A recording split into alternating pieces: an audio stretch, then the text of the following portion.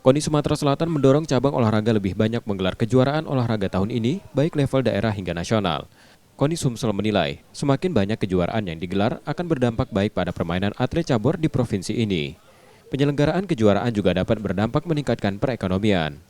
Cabur tidak hanya bisa menjadi peserta kejuaraan, namun juga bisa menjadi tuan rumah. Jadi memang kita mengharapkan cabur-cabur untuk sedapat mungkin mengadakan kejuaraan-kejuaraan kejuda maupun kejurnas, karena memang multiplier efek daripada kejuaraan yang dilakukan di Provinsi Sumatera Selatan terhadap peningkatan ekonomi Sumatera Selatan itu luar biasa.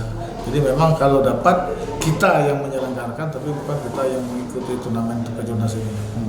KONI Sumsel menyebut beberapa cabur yang rencananya akan menggelar kejuaraan daerah, nasional, dan internasional di Bumi Swarna Dwipa. Nur Muhammad, Kompas TV, Palembang, Sumatera Selatan.